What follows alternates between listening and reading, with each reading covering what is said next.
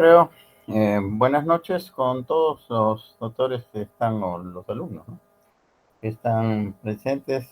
En primer lugar, permítame presentarme porque nos conocemos con los alumnos de la sede. Yo soy el doctor Juan Vega y pertenezco al grupo de los médicos que dictamos el curso en la sede del Hospital Guillermo Almenara, ¿de acuerdo?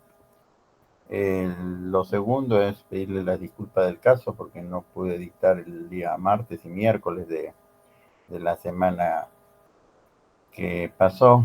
Ya, así que coordiné con la delegada para recuperar esas dos clases el día de hoy. ¿De acuerdo? ¿Se escucha bien, verdad? Sí, doctor. Ya, Sí, doctor, sí se lo escucha Sí, bien. doctor. perfecto. Ya, entonces el día de hoy vamos a hacer un par de clases. La primera es en relación al síndrome de reflujo gastroesofágico y la segunda en relación a hemorragia digestiva. ¿Ah? Ambas son, digamos, patologías muy frecuentes del tubo digestivo, ¿no? Quizás más importante la hemorragia digestiva porque probablemente constituya, ¿no?, la primera causa de, digamos, consulta en emergencia me refiero, desde el punto de vista digestivo, ¿no? Pero la patología del reflujo gastroesofágico es, digamos, también frecuente, pero no es que los pacientes, digamos, lleguen a una emergencia refiriendo que tienen problemas con el reflujo. Más bien ese es un cuadro que vemos más en la parte de consulta externa, el consultorio, ¿de acuerdo?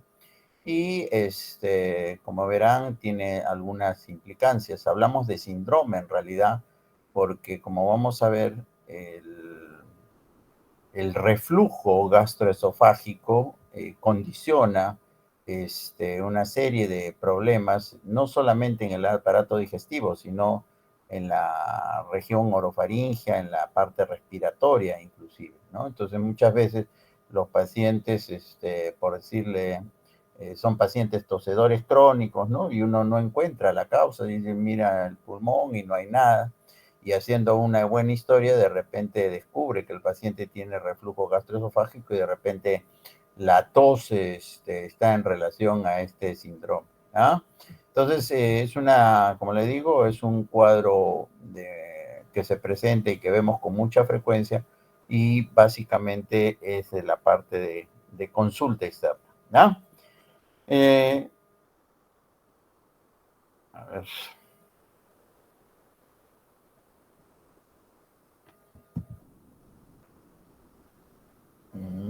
Espérense un ratito.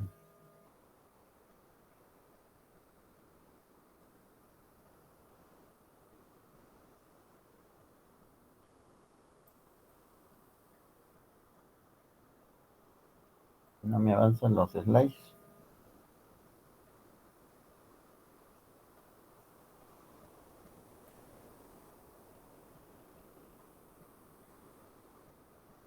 No sé por qué no avanzan. ¿No? Ya.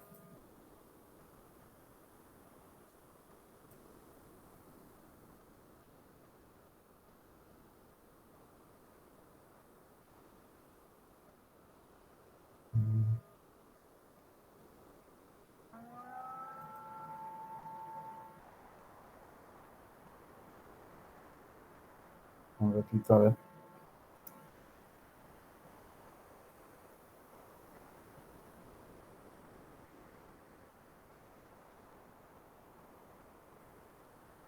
Ahora sí, disculpen. Sí, doctor. Sí, ¿no? Ahora sí ya. Bueno, como digo, el síndrome de reflujo gastroesofágico, ¿no?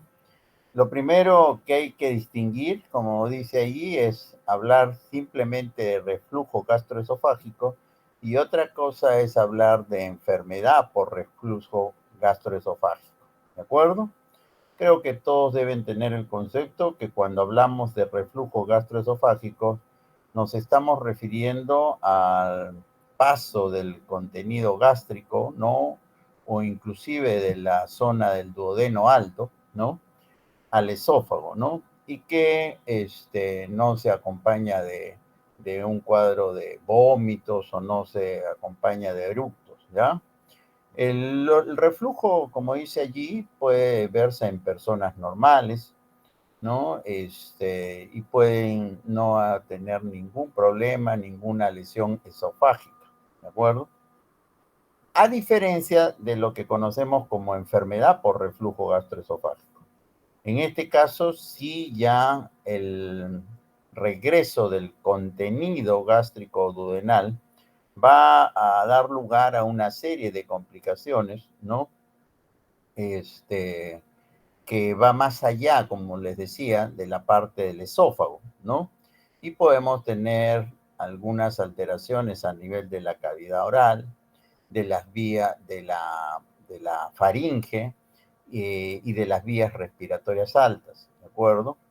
Y en extremo pudiéramos tener inclusive problemas de las vías respiratorias bajas, o sea, a nivel pulmonar. Y por supuesto, esto lleva a una alteración en la calidad de vida de los pacientes. Ya, entonces lo primero que hay que distinguir es eso, ¿no? Porque muchas personas pueden tener reflujo, pero si no hay molestias, eso puede ser parte, digamos, o ser algo normal, ¿no? Lo primero que yo siempre les he dicho a los alumnos que han rotado ya conmigo, es que uno debe aprender, ¿no? Cuáles son los síntomas y signos que puede dar, digamos, la, la patología o el órgano que está afectado, el aparato o sistema.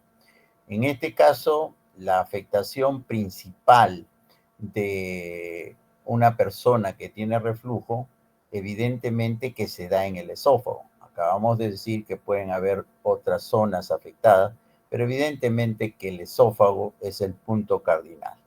Y entonces, lo primero que uno debe saber es todas las molestias que el esófago puede dar y que por supuesto pueden estar presentes también en los pacientes con reflujo. Pero básicamente puede haber disfagia, puede haber odinofagia, puede haber pirosis, ¿de acuerdo? El reflujo puede ocasionar sangrado, por supuesto, ¿no?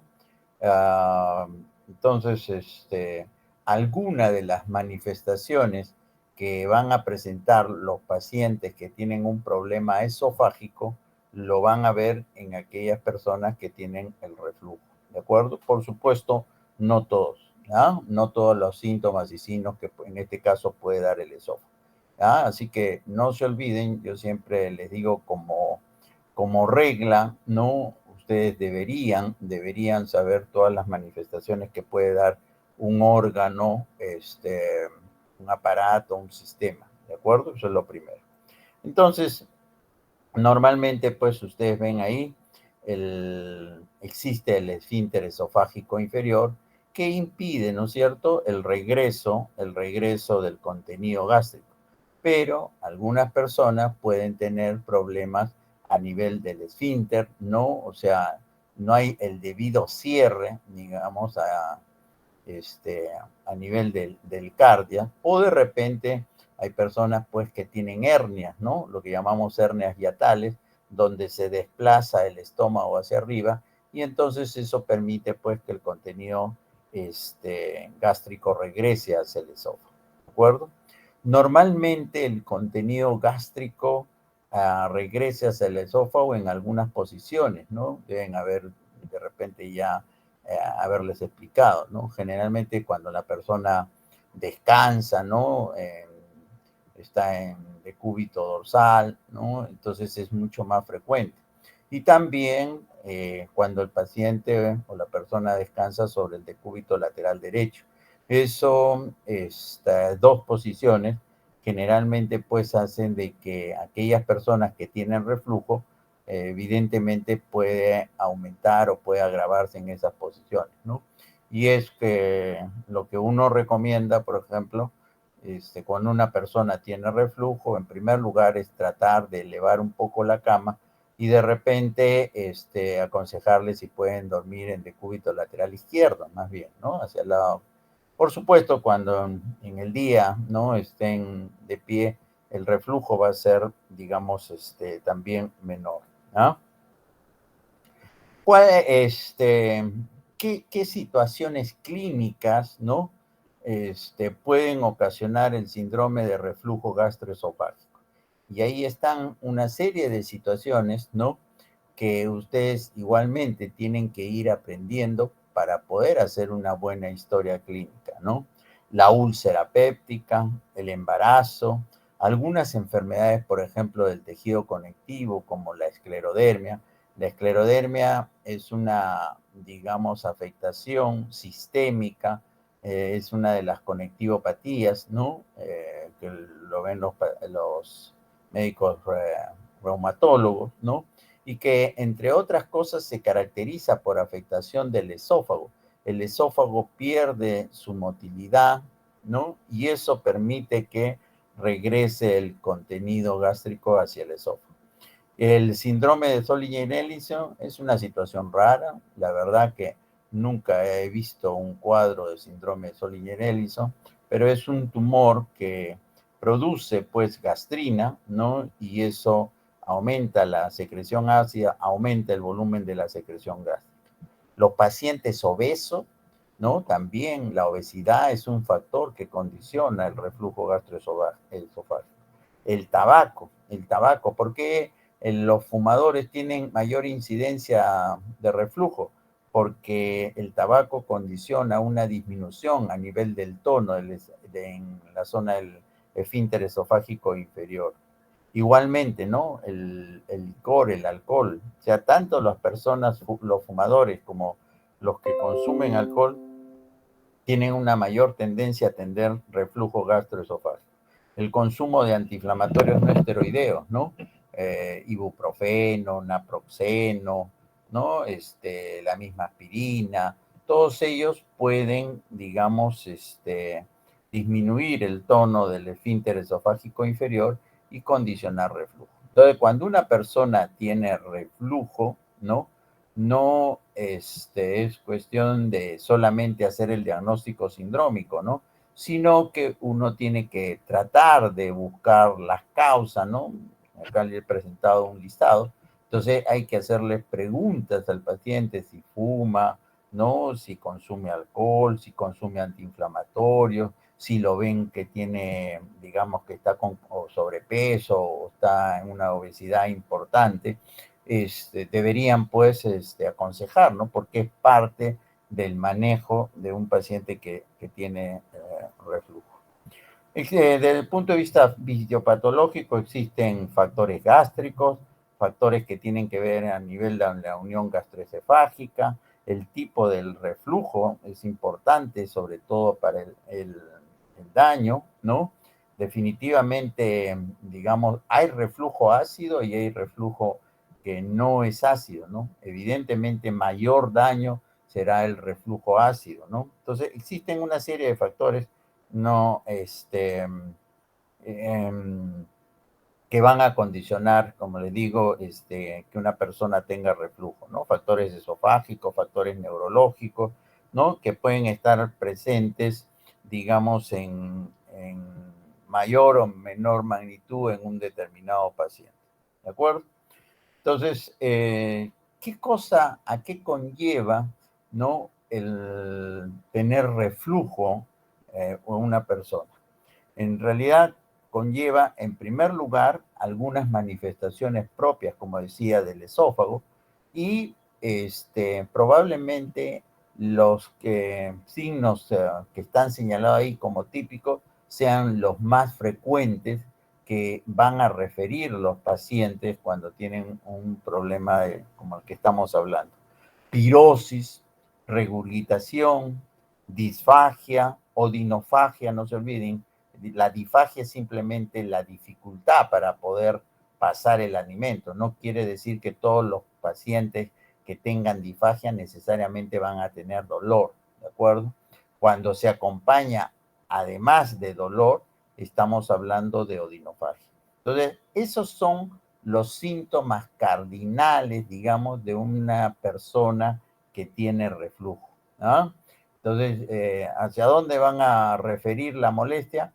Retroesternal, ¿verdad? Porque es las manifestaciones del esófago. Ya les señalaba a mis alumnos, el esófago, la patología esofágica es una, este, el diagnóstico se hace fundamentalmente por la anamnesis, ¿de acuerdo? Yo hago diagnóstico de una disfagia orofaringia o una disfagia esofágica por la anamnesis. Yo hago diagnóstico de una disfagia orgánica o de una disfagia funcional por la anamnesis. Yo hago el diagnóstico de una calasia o de un cáncer de esófago, igualmente por la anamnesis. ¿Por qué? Porque el esófago no lo podemos examinar, ¿no? Y en general, ¿no? Ya les comentaba a los alumnos que la patología digestiva muchas veces es fundamentalmente anamnesis, por si acaso, fundamentalmente anamnesis. ¿Por qué? Porque a veces ustedes tienen una neoplasia, tienen un problema y de repente examinan y no palpan, no llegan a palpar el tumor por si acaso. Pero bueno, ya. Esos son los síntomas cardinales, no se olviden. Y adicionalmente pueden haber algunos signos atípicos, ¿no? El dolor torácico, o sea, una persona que tiene reflujo puede llegar donde ustedes alguna vez a consultar porque se siente muy preocupado, pensando que de repente puede tener un dolor o un problema en el corazón, en el miocardio, y en realidad no es así, ¿no? La historia clínica, la buena anamnesis va a determinar que no es así. Muchas veces, como ya les comentaba, los cuadros de faringitis, la laringitis, la disfonía, ¿no? La laringitis, la faringitis crónica, tienen que ver, hay veces, con cuadros de reflujo, ¿no? Y no necesariamente, digamos, es una patología primaria de esta zona, ¿ya? La tos crónica, hay pacientes que, digamos, desarrollan crisis aumáticas, ¿de acuerdo? Los cuadros de neumonitis recidivante pueden tener problemas dentales, pueden favorecer, como dice ahí, las caries, ¿de acuerdo? Una sensación de quemazón en la lengua, quemazón oral, todo eso pueden manifestar los pacientes que tienen reflujo gastroesofágico. Y por eso que hablamos de un síndrome, ¿de acuerdo? Eh, ¿Cuál es la importancia, digamos, de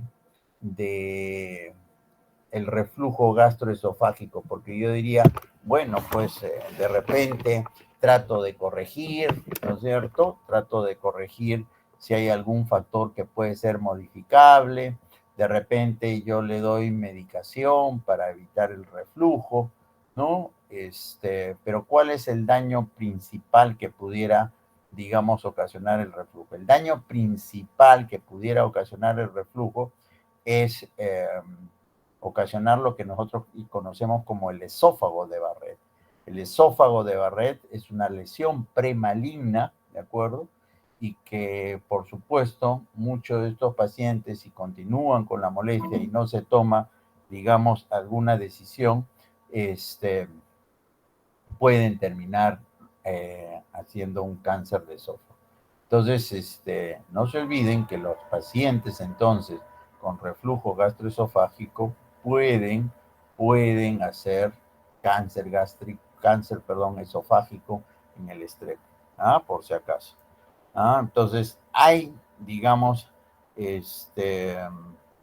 manifestaciones, como ven, esofágicas y manifestaciones extraesofágicas, ¿no? Entonces, faringitis, miren, sinusitis, las otitis medias, ¿ya? También puede ser, digamos, inclusive manifestación de una persona que tiene reflujo, ¿ya? Por si acaso. El esófago de Barrett, ven, ahí está, y el adenocarcinoma, probablemente sean las situaciones extremas que pueden conllevar a estos pacientes que tienen reflujo. ¿ya? Entonces, ahí está, miren, ese es un esófago, digamos, con cambios, digamos, de la mucosa. Normalmente la mucosa debe ser mucho más rosadita. Puede, como ven ahí, ocasionar lesiones, úlceras, ¿de acuerdo? Ya inclusive podemos estar hablando de cáncer de esófago, producto del reflujo que pueda tener una persona, sobre todo, evidentemente, en forma crónica, ¿de acuerdo? Y entonces, básicamente es eso, ¿no? Como les decía al comienzo, el reflujo gastroesofágico y el síndrome, digamos, de reflujo gastroesofágico, es una patología, es un cuadro muy frecuente, pero que lo van a ver fundamentalmente en la consulta externa, ¿ya? No es una, digamos, situación clínica que usualmente lleve al paciente, digamos, a una emergencia, ¿ya? Salvo que como consecuencia del reflujo, ¿no? Y como consecuencia del daño, digamos, del daño de la mucosa esofágica, pudiera haber algún sangrado, cosa que no es usual, por si acaso. Listo. Entonces, eso es lo que les quería comentar. Como ven, la parte de reflujo es una clase corta, es una clase pequeña y que hay que tener en cuenta porque es una situación muy frecuente. No sé si tengan alguna pregunta. No sé si tengan alguna pregunta. No, doctor. Una Todo claro, pregunta, doctor. doctor, disculpe. ¿Hay algún momento del día en el cual el reflujo se intensifique? Ya, generalmente es en las noches, ¿no? Cuando la persona descansa y uno por la posición que adoptan, ¿no? Entonces tiende a darse más durante las noches.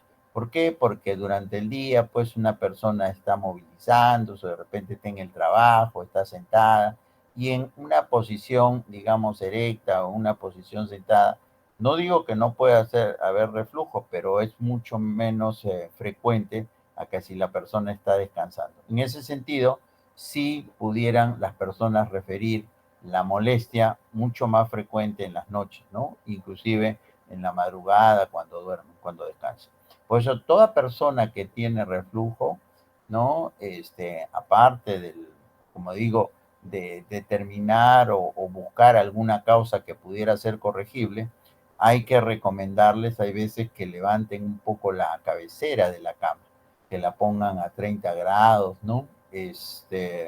Por lo menos, ¿no? Aconsejarles que, ya les he dicho, que duerman, digamos, de preferencia en decúbito lateral izquierdo, ¿no? Para disminuir la posibilidad de que se dé el reflujo. ¿Sí?